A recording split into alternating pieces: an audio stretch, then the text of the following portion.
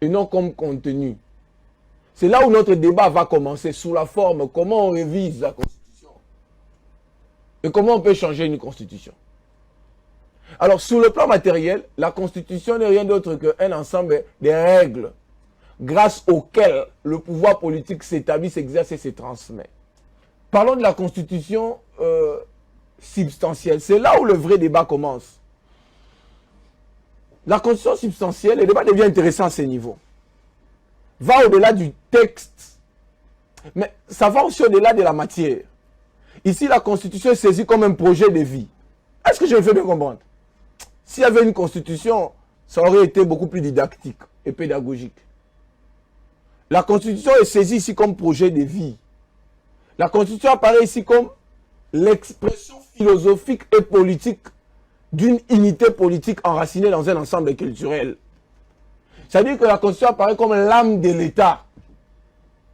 La Constitution, c'est ce qui constitue, c'est le socle de l'État.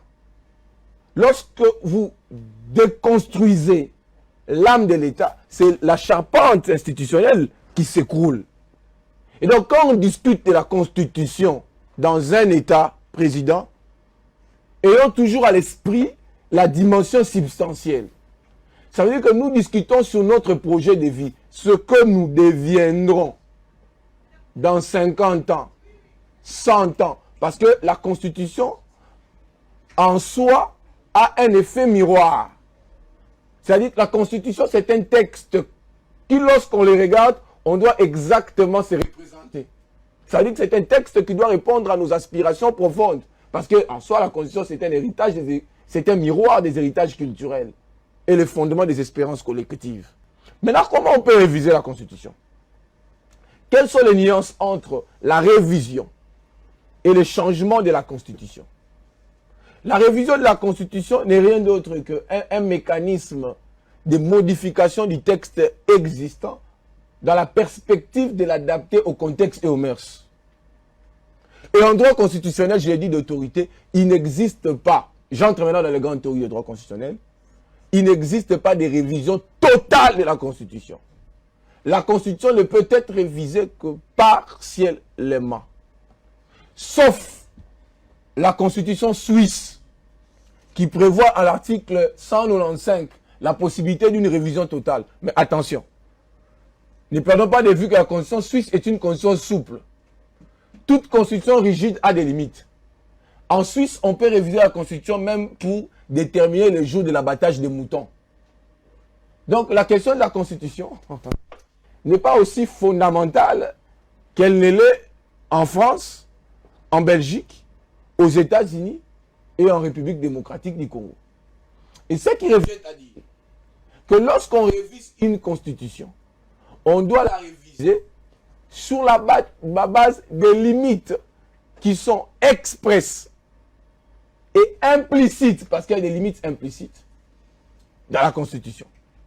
Les limites expresses sont des limites qui sont fixées à l'article 220. On ne va pas entrer dans le fond. Vous connaissez les 8 matières non révisables.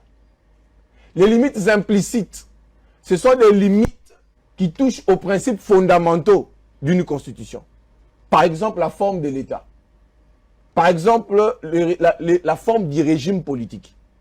Lorsqu'on touche à la forme d'un régime politique, ça veut dire qu'on décide de supprimer, comme j'ai entendu, la primature, le gouvernement. On supprime le gouvernement. Il n'y a plus de principe de responsabilité politique. En réalité, cette révision constitutionnelle, disait le professeur Pierre Moore, appuyé par Marcel Bridel, n'est pas une révision constitutionnelle, c'est une forme de révolution qui s'apparente à la fraude à la Constitution.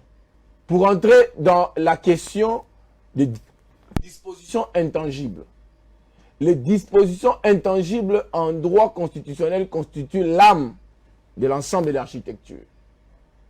On ne peut pas toucher à ces dispositions et prétendre simplement avoir modifié la Constitution. Parce que le pouvoir constituant dérivé qui intervient dans la modification de la Constitution, il est limité par le pouvoir constituant originaire. Et donc, parce qu'il est limité, lui-même ne peut pas dépasser le cadre de sa limitation, sous prétexte de construire une légitimité qu'il fonderait sur soi-même et qui serait nulle part ailleurs garantie dans les textes. Mais maintenant, comment on peut changer cette constitution? Aucune constitution ne prévoit en son sein les germes de sa propre destruction. On ne peut pas prétendre déconstruire l'ordre constitutionnel en se fondant sur ses propres dispositions.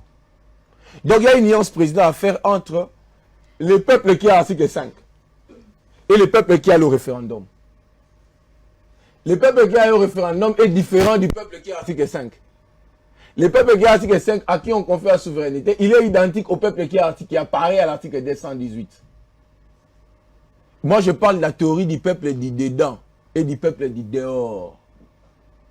Le peuple dit dehors, c'est celui qui a la plénitude du pouvoir. C'est celui-là qu'on appelle pouvoir constituant originaire. Le peuple dit dedans, lui, il est un simple acteur, comme disait le professeur Ngondan Koyi.